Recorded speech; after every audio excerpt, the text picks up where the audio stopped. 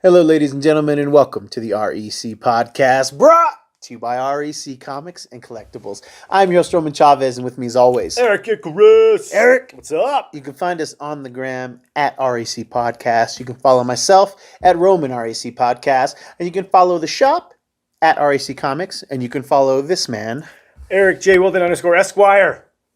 IG, baby. Facts, baby. Yeah, let's strut. How you doing today, man? I'm good, man. How are you? Dude, good, man. We had kind of a wild week since our last recording on many fronts. And tell me about it. I think we're just going to start out this way. We had literally 30 seconds ago talked about doing it one way. But let's talk about Ezra Miller, guys. Let's just get this out right now, okay? Shortly after we had recorded last week, Ezra Miller got arrested again. For the same thing. Yeah, in Hawaii. Yeah, he likes to fight in Hawaii, and but I guess if you're gonna fight anywhere, Might as well, man. I don't know. Those Polynesians will mess you up, man. yeah. Well, he's not fighting Polynesians. But they have a big Polynesian population there. Yeah, but he's not. You know, he's probably. I didn't see who it was, but I can't imagine he was fighting anybody that was big and formidable. Right. And Of course not. And this is not a sponsorship, but Eric brought some root beer. Yeah. We're getting a root beer on over here. It is. I know we're old men, but it is a hidden spot. But yeah, he assaulted somebody again. And dude, I think he went back to jail, posted bail again. But I have a hard time believing he'll be leaving Hawaii anytime soon. Which for most people that'd be great news. yeah, But not in Ezra's case. But leads me to believe he's done. yeah, dude. At this point, there might have been some damage control after the last one. Like, okay, probably done at that point, but maybe they could. They gotta salvage. They gotta break ties. Yes. This guy needs help. Yep. He needs to be, charged and fined and all of that jazz. I'm not saying put any kid gloves on him, but they need to get help. And it's just I cannot believe it. It's like this guy is torpedoing his career. Right. You can't be toxic in Hollywood for too long. No. Especially in the public. Like you can probably keep your dirt covered for a while. Sure. But you cannot be this way anyway. And it's too bad because I honestly like him as an actor. Right. He's not blowing me away, but he is serviceable. He's serviceable. He's doing some interesting things. A lot of people don't like his Barry Allen, but I was okay. This was a cool take on it, but it's not worth putting up with this. No. Yeah, like there was not like if Heath Ledger had some problems and survived his ordeal.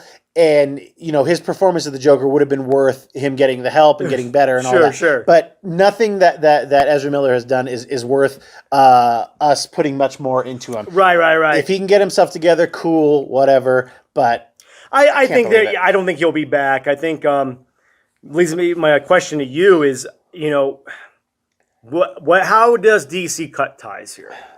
Well, because they're going to have to at this point. Well, we talked about in our last episode about the new power structure. And I mean, if you're going to burn it all down, there's enough reason to do so. Okay. I don't know. I don't even know that we need to keep Gal Gadot and Khal Drogo. What's his name? Oh, Jason Momoa. As much as I like them, sure. But it's just you're keeping you're trying to keep things from something that you're trying to burn down, and it's just not going to work. Right. We can't have these charred remains trying to work its way into a new project. It'll always reek of what was going on before. So you kind of almost just have to say, sorry, thank you, but we're going to move on completely. We're going to start Origins. We're going to think linear with storylines. We're going to go. We're going to do this less stupid. Yeah, we're going to take the Marvel route. We're just going to do it. We're going to build this up the right way. Right. Probably not going to happen, but... You don't think so? No. I think that they do cut ties with Ezra Miller. I think they release the Flash and just scrap the rest of it. Or, since they've moved the film's release, do they add something that, like I said... I was going to say, do you think they do some reshoots to where, they bring in another Flash? Dude, it could be. It could be Grant Gustin. It could be, somebody new. Somebody new. Yeah, just like totally just shock us. Speed Force and like, hey guys, I'm here. Yeah, they just run with Jay Garrick. That's what I was gonna say. He's the one with the helmet. Yeah, the Mercury helmet or Hermes or whatever, right? Yeah. I want that Flash with the bowl on his head, with the wings. Yeah, yeah, I can dig it. Because, he's like a golden age superhero, right? Yeah. Yeah, okay. Yeah. Like, have him come from the 50s or the 40s. Yeah, that's true. Like the first time he breaks into the Speed Force. Like, you know what I mean? Like, it'd be kind of a cool fish out of water. Like, that would be their Captain America. Oh my God. How cool would that be? Be interesting. Could be interesting, and they're leading us down the path of JSA related people with Black Adam and Hawkman being in there. I believe a version of Stargirl. I might have that wrong, but there were some other JSA references being talked about for the Black Adam movie. Okay. So, I mean, hey, worse ideas have been made. Worst ideas have been DC. done. So kings and queens of those. Yes. Yeah, they need to cut bait with Ezra Miller, and then let's build, man. Yeah. Start vetting these people. Give them some psyche vows. Like Marvel's got to be doing something that is making sure that these people are terrified of Disney. And they should be. Yeah, and DC needs to flex. Like, look, we don't play here too. Yeah. Because imagine if anybody in the MCU did anything like this, they'd be gone. They wouldn't even release their movie. They'd be like, "Yeah, we can take the L on that. We're not even put your movie out." It's but they've built themselves to that point. But they took calculated risks. Right. And DC just keeps putting all these weird irons in the fire, and we have no idea. They have no idea what's going to catch next. Right. Well, I mean, that leads us to let's get off Evil Ezra here for a second, and talking about one of those irons in the fire, Batman. Yeah. Which you just recently saw. I did, kids. I did just watch the Batman from Matt Reeves and Robert Pattinson.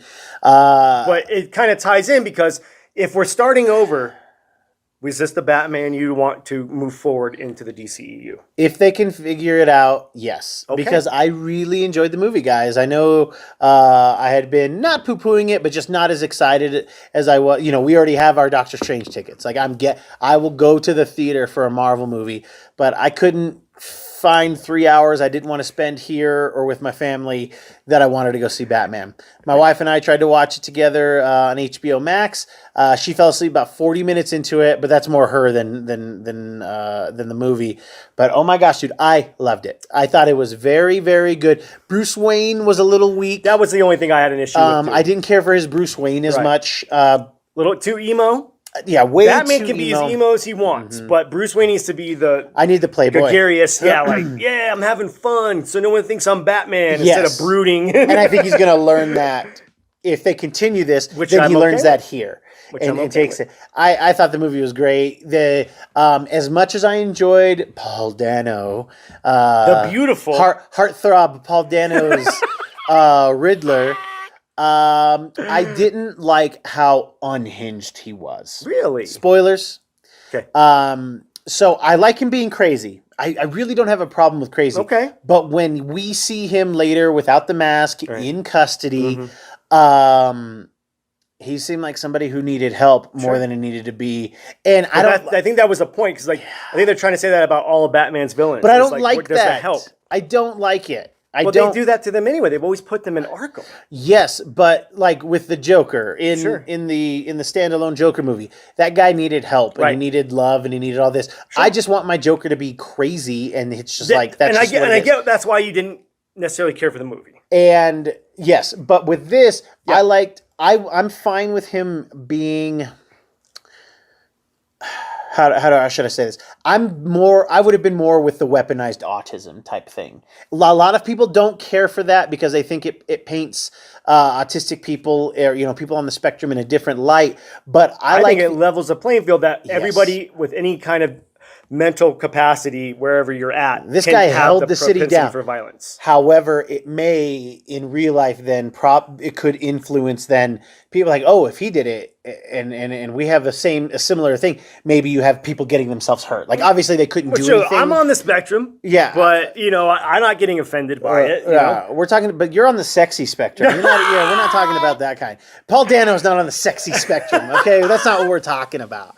But I don't know. I don't like feeling bad for Batman's villains, with the exception of the ones that something was done to them. The Killer Croc stuff where he's made a sideshow thing. Like, I get, okay, he was this orphan and that. Sure. It's just, it was a lot of things that had to happen for this one guy. I don't know. It didn't, I couldn't follow that lead as well. I think that's why I enjoyed again, Batman, best rogues gallery of any comic book character. Agreed. Because what you're just saying, all of his villains run the gamut from all of their origin stories. So as far as you feeling bad for them. Yeah. You have the ones where you're like Joker in the comics where you're like, oh, this guy's just effing out of his mind. Yeah. Homicidal. And then you have your Mr. Freezes. Yeah. Where you can feel bad and feel emotion. Yeah. You know, and I think that's what they're trying to establish. It's just that Riddler, I felt like they took a lot away from him. I always liked the idea of this just guy from nothing to an extent, and just being really smart and not having any physical attributes. I didn't like that this particular Riddler just really needs help. Right. That's what I left with it. Like, I didn't like. I want to see the Riddler again, like in essence, like because of comics. But I'm not as. I don't like that Batman beat him up at the end. I don't like it. Yeah, I'm kind of with you. You know, like, I'm kind of with you because Batman doesn't really rough up Edward Nygma in the comic books very often. He's been pushed to it a couple times, but this is a new Batman, though. Remember, this is essentially his kind of year 2 story. Yeah. Where he's still trying to get his rage on. He doesn't even call himself the Batman. He calls himself Vengeance the whole time. And he's trying. And I think the end of the movie shows that it's not vengeance; it's justice. Yeah. So him beating him up, I think he realized, okay, I shot myself full of speed. Yeah. You know, Arguably, my favorite moment in the movie is him seeing that the people who are doing wild stuff and they're calling themselves vengeance, like he's not having the effect that he needs to. Exactly. But on the flip side of that, the best scene, I know the imagery is in the metaphor is super heavy handed, but him leading the people out with the torch, or his flashlight. He is supposed to be the beacon of hope. Okay. Yeah, the bat light. Yeah, the bat flashlight. Yeah, fleshlight. Yeah. Fleshlight? Yeah, the bat flashlight. Yeah. Hey, sponsor. Yeah. If you want Joe Rogan Humble Beginnings, all right? But I like that image, though, because this movie did what Man of Steel couldn't do, which established the Hope as a beacon of hope. Yeah, dude, you're totally right. You're totally right. But see, I expect that from Batman, so when I don't get it, that's when I notice that it didn't happen. But you're right. I didn't even notice it because I expect it from Batman. Right. And it didn't feel forced. It felt very natural in the story. Good job, Eric. Yeah. 10 points to Gryffindor on that one. Actually, you'd be a Slytherin. Yeah, you'd be a Slytherin. But I'm glad you enjoyed it. I was a little on the fence. I'm like, I don't know if he's gonna like it. Yeah. But you had the best quote of the other night when you said it felt long, like how The Godfather felt long. Yeah, which I like that. Well, like you're along for a ride, and it's like, oh, like we went through this thing together. And I did like Paul Dano's riddles. It's cool. Now, I liked him being unhinged. Don't get me wrong. Like the videos, oh god, very terrifying. Very terrifying. Definitely felt like what our boy Heath Ledger did when he had a couple of those videos. Crazy. Yeah, I liked that a lot. I really enjoyed Jeffrey Wright's Gordon, except I don't like it when Gordon is inept. It's like, oh, he's dirty too? No, man. Like, the cool thing about Gordon is that he knows who he's Batman without the costume. Yeah. He's essentially a detective too. God, you're really turning me on with all of your Batman metaphor and analogy. But when you said that, it made me think he was kind of dumb. Naive. We're going to say naive. Too naive there for we me. Go. Okay. You're not that age, that well respected on the force. And that naive. Yes. Now, it's fine if somebody close to him double crosses him because he can't know everybody. Right. But I never, ever, ever, ever liked this idea that Gordon is the only good cop. That drives me absolutely crazy. That's a good point. Yeah, so, I'm fine with there being, rats and all of that stuff, but not everybody. Not everybody. Not everyone's flass. Yes. They tend to want to make Gotham the worst place ever. It's like, why don't these people just leave? At least the rich people. It's weird. But that's part of the Gotham's allure, though, is that for some reason it keeps you there. Right. What did you think of Alfred? Andy Serkis. I needed more. I needed way more Andy Serkis. I thought they were going to ice him. I thought they were going to ice him too. I was like, oh my God, they're going to kill Alfred. But he was doing the Alfred stuff that I liked from the animated series, and I was telling friend of the show Ted and friend of the shop that one of the best stuff that they did for Alfred in the animated series is they really did give you just quick peeks behind the veil about his previous service in Her Majesty's Secret Service or whatever it was that he was a part of. They actually gave him a MI whatever that he did in the show, but it just reminded me of how he's helping with the cipher, and he knows he doesn't have all the pieces. No. Like Michael Caine and Lucius Fox figured out everything He did his work in the other in the Nolan series, but this he's like, well, we know, and I loved it when they're like, well, he's like, well, where did you get the O's from? He's like, well, O would be, he gave us a quick reason. It would be the most common letter. I loved it. Well, that's how they deciphered the Zodiac code. There you go. What with, because double L, which would be kill. So they're like, okay, what would a word that he would probably use a lot of? Kill. So, that's how they kind of picked that for the movie. It's not way out of left. It's not reconstructing. It's not reconstructing a bullet and finding a fingerprint from fragments inside of a brick wall. I'm not gonna lie. The first time I watched it, I didn't even know what was happening. I was like, what? Yeah, and that's where he put the did you just reconstruct his thumbprint? I don't understand what you're talking about. None of this makes any sense. And it was supposed to be the most grounded Batman movie ever, and I'm like, this doesn't make any sense. Yeah, it's but let's talk about Catwoman too, though. What did you think about that? Was the one I was most curious about with you. I'm very, very lukewarm towards it. I'm not the biggest Zoe Kravitz fan. And it's definitely a lot of outside influence, everybody that's blown away by her performance and her beauty. I love ice cream, but I don't like coffee ice cream. I don't like. Do you like pistachio ice cream? I do sometimes. So is she pistachio ice cream? She's pistachio. She's cherry cheesecake. I prefer blueberry cheesecake. That is bomb, by the way. It's just better. It's one of. She's not bad. She didn't land for me like it landed for everybody else. Okay. Do you think she had more to do than Anne Hathaway's Catwoman?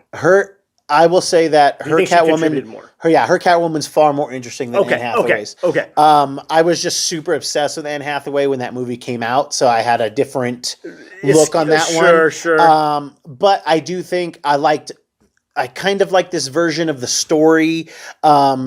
She didn't seem like she didn't belong, which was good. She did fit in the genre. Okay. It's just I think a lot of people, of the things that I was hearing the most, it's really long. Mm-hmm. It's light on action, which I thought it had a fine amount of action. It was paced really well. The pacing on it was fine. Yeah. I heard that the false endings people didn't care for.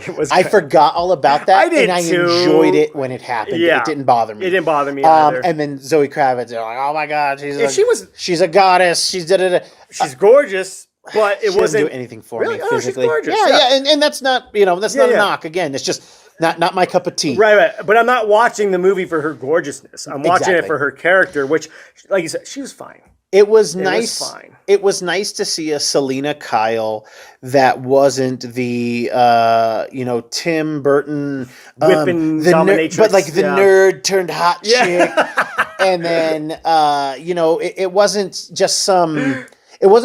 She didn't play it like a cliche. No, she played her own Catwoman, which. And that's part of the thing I like about this show. It's not like I have to be talked into something, but sometimes the nuance of something isn't completely is lost on me. Sure. And honestly, I would rewatch it again just to see if I like her performance a little bit better. Because as I'm replaying some things in my head, good, but she did fine. But it's still not. But again, it's early, so that's I think where I'm missing it. I think I'm wanting Selena Kyle fleshed out. Okay. Where I didn't want my Batman fleshed out. So actually, for her point in time, she's not. She says she's going to Blvd, so she's going to make a name for herself or something. Okay, that's right. So if this is the origins, I can reconcile some of the things that I had problems with for sure. Now the standout for I'm assuming you two and me was Colin Farrell as Oz. Not even that it was a standout, but I'll let you go for it. Go for your thing. Standout of the movie. You kidding me? Blew it away. If I didn't know that was him going into it, I wouldn't have known that was Colin Farrell. He looks so good. It was crazy what they did with his the the makeup and his accent. I thought they were going to go British because they went with Colin Farrell, because sometimes they play Oswald A little like that. British, yeah. But they went kind of the New York, the Yeah, Hell's Kitchen, totally, the Devil. yeah. I liked it. I did liked it. too. He did great, and he wasn't like. I love how they played him not as he's just a bad guy. Yeah. You know, he's just kind of a businessman. Yeah. He's a club owner in Gotham. You got to do a little dirt. You know? I like that too, taking him out of the politics aspect of it, taking him out of the wealthy guy that he's like the number 2. Right. Because for me, the show stealer was nobody messing with the Jesus. Okay, it was Falcone. Yeah, I really for a guy Turturro, who John. Thank you, John Turturro's Falcone. Every time he was on screen, I thought he ate it up. I did not expect how much I was going to like his Falcone, especially when he's at at the end part where he's like, just like your mother, his character. Yeah. He had that unhinged calm about him that the Riddler should have had. Yes, thank you. So his performance was not the one that I was expecting. Wow, I was very, very. I would have liked to have seen more from him. Right. And the way that he got his demise, spoiler, sorry kids, was very satisfying. Yeah, it was good. Even though I didn't care for, how crazy Riddler was, his kind of thinking that him and Batman were doing this together was a nice little story twist. Exactly. That was kind of why I really enjoyed his character. Yeah.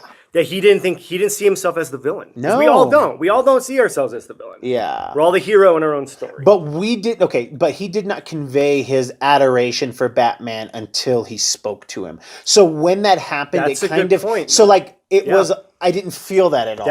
I didn't feel that at all. That's a good point. You're so right. that's why when it happened, it felt very out of character to what we were seeing. Because when he's like, no, I was like, wait.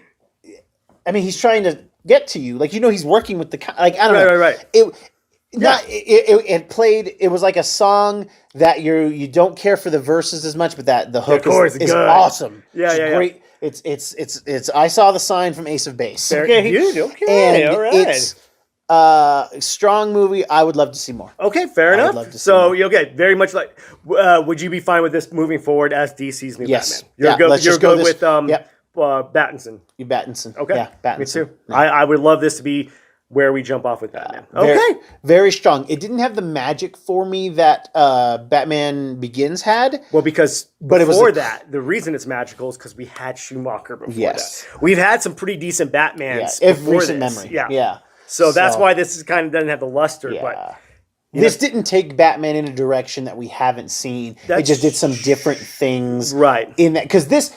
If you told me Christopher Nolan directed this, I would be like, oh, okay. Yeah, totally. And it's not like it's visually the same, but it definitely, if you said this was a part of that universe, I would believe it too. Yeah, absolutely. Okay, same with a Joker movie. Yes. Yeah, okay, these things are in that world. Mm-hmm. Okay, I get it. What did you think of the little stupid Joker mention in there? Didn't need it. So dumb. Didn't need it. Yeah, that was the worst part of the movie. You took me up to the line and then you crossed it there. Yep, didn't need it. I don't care for it. Again, I'm not. I want to see him apprehended. I want to see if somebody could put it together and start leaving some clues for the Joker in a movie that has nothing to do with the Joker and not just a tag that says, "Hey guys, we're gonna do it." You want it. I don't like that. I'm done with it. Right, me too. It worked in Batman Begins, and that's it. That's it. Because we kind of, for some reason, it was such a delivery with Ra's al Ghul, with the twist, that when they gave us the Joker, it was just the nibble on the ear. I was like, whoa. Well, I thought we were done. What is this? We're taking off. Yeah. Hell yeah, dude. So, this was not much. And you had to infer too much. It was really a reach. It was a push, yeah. And I still haven't watched the extended thing online. I need to check that out. But I haven't seen it. I haven't. Yeah, but the little tag. I don't even know if I want to watch it because it's we don't need it. Well, it's just funny because do you know who it was that played him? Who? It's the guy from Eternals, the one who can control your mind. Oh, Jesus. Yeah, it's that guy. I can kind of see it. I can kind of see it too. Boo! Yeah, Erik is anti-Eternals and anti-unnecessary Joker cameos. I am anti that as well. Something that didn't have any Joker cameos this last week was the 4th installment of Moon Knight. We're coming off what I thought was the best episode. Eric was a tad lukewarm to it. What did you think of episode 4? Episode scored 7 years ago. I reached for that one. You did. But you know what, man? I am drastically losing interest in the show. Oh, no. This is not what I wanted, man. Yeah. This is definitely pulling from the Lemur and Smallwood run of the comics, which I'm more wanting the Ellis run. Yeah. The crime-fighting, sociopathic badass. Yeah. Not this, like, are we in a dream? Yeah. Like, I understand what you want to do something different, but with 2 episodes left with no definitive answers, you're going to have to blow my mind in the last, like, 2 episodes. They're gonna have to finish strong. I liked this episode, but it was a very, at the end, and I don't want to spoil too much, it was a stark left turn with only, like you said, the 2 episodes to go. Yes. You know, we have these 2 opposing Batman forces streaming right now. And, you know, like, my wife fell out of it. She didn't watch episode 3. She didn't watch episode 3. She's probably not going to finish the show unless I come to her with like, the goods. This is so good. Yeah, it finished so strong. But it, I've liked the last 2 episodes, but this was a very strong, like, what are you guys trying to do right now? Like, can you pull off, like, if the 5 or 6 is an extended episode, like in time, okay. Sure. But right now, at the current run times, you've got 120 minutes left, and I'm not even. You know, they're 40 something. Yeah, 40 something minutes. So you know, it's not. It feels a little weak on the follow through. So like, it's got to be strong. Like, I'm enjoying it. I am. Okay. I didn't like the first 2. I've enjoyed the last 2. Eric's flip flopped. I am. It's just what. I want to know what they're doing. And I understand you're trying to keep us confused, but at this point, why? Yeah. Why? Yeah. Did you read Moon Knight? Because at least the books that they're referencing had some awesome fighting and, you know, an actual narrative. Yeah. This is just kind of sake of weird for being weird. Yeah. You know, and I can, you know, and it's great to see, you know, we got a nice, awesome cameo from Rebel Wilson at the very end, which I thought was awesome. Oh my gosh, you're terrible. Human being. I'm glad she's getting work still. Yeah, she's lost some weight. Okay, why don't you calm down? Yeah, you're right. She looked great. Yeah, You're terrible. You're terrible. I wonder how we're going to reconcile some of the things. Like right now, this was from the previous episode. So, you know, Khonshu's locked up. So in the last 2 episodes, we got to figure out whatever this wildness that ended in the last episode. We've got to free Khonshu. Yeah. And then either stop Emmett or fight Ethan Hawke or both. And then where's the time for my wild Gore the God Butcher stuff? Like, you know, there's not enough minutes, Eric. There's not enough minutes. That's what I don't understand. I don't know what they're doing, and again, you're gonna have to blow my mind. I mean, I'm gonna finish it because of the show. Of course. I have to finish it because of this. But like, if we didn't have the podcast, I'd be like, I don't care anymore. Yeah, I'll read about it. It sucks. It's bumming me out because I love Moon Knight, but I am not, and people seem to like this. You know, it's getting pretty favorable, like fan response. I mean, but it's not getting Loki or WandaVision. Oh God, no, because those are established characters. Fair enough. This is a brand new out the gate character. I'll give you that. Doing pretty well for a pretty obscure Marvel character. Yeah, and I mean, I'm enjoying it, but how you feel right now is how I felt in episodes 1 and 2. So it'll be interesting if like I get one more that I like and you get one more that you like, and maybe it'll both be the same one. You know?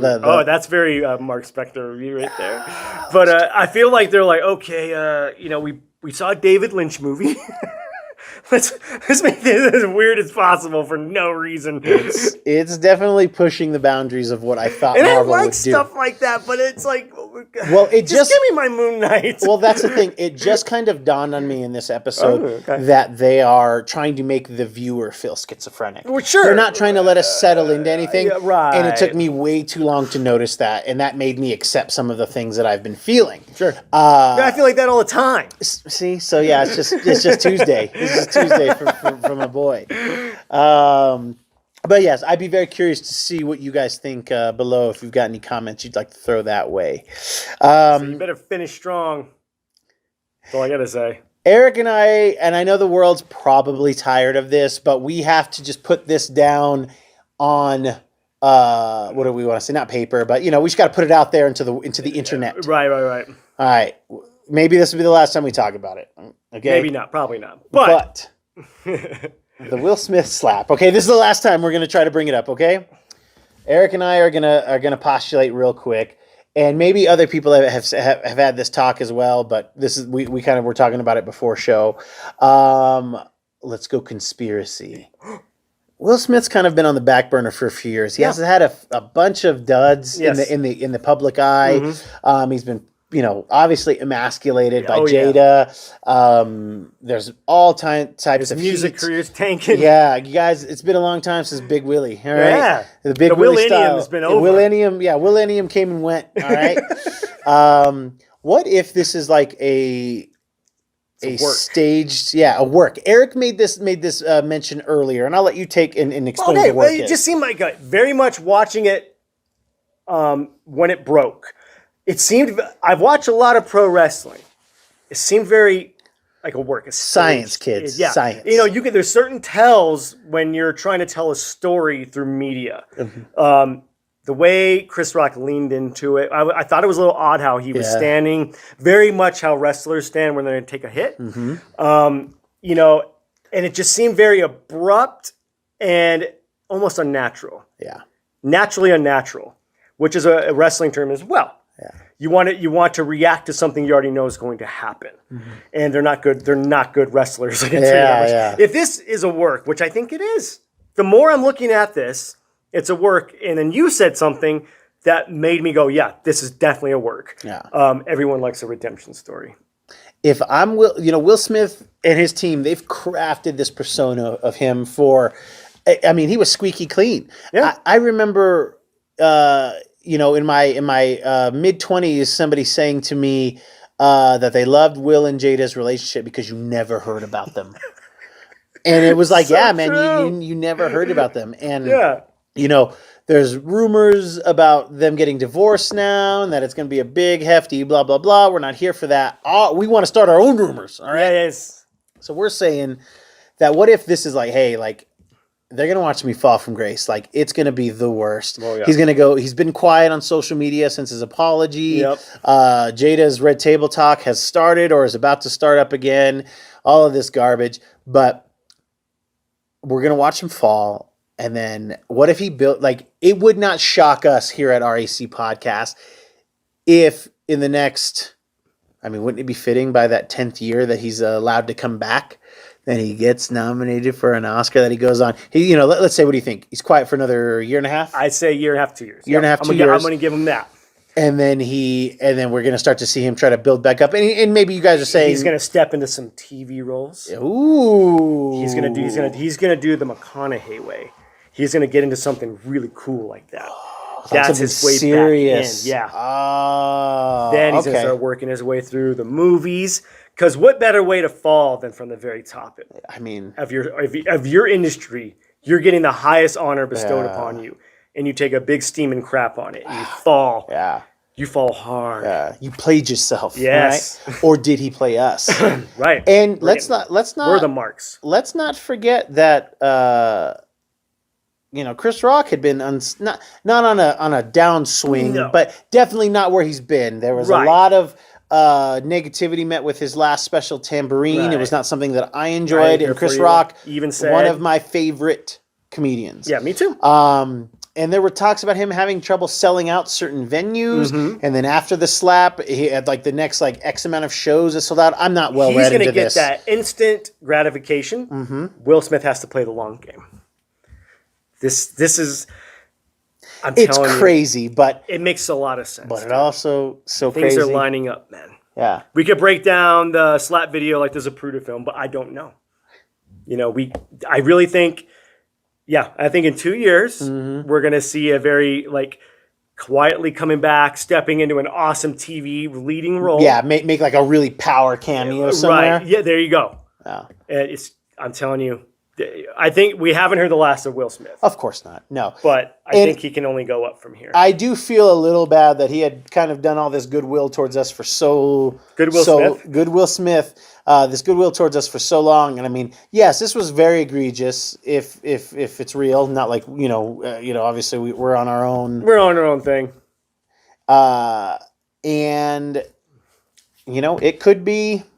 It could be the long con. Yep. He's been on that. I mean, it's been a long time since he's had a hit. A huge hit. I mean, granted, he won the Oscar for King Richard, but who saw it? Who watched it? I don't know. You know what I mean? Yeah, it got like in our age group, I don't know anybody who watched the movie. So, and granted, it got a great accolade, the biggest one you can get. Yeah. But as far as as cultural relevance, no one cares about you, Willie. Yeah.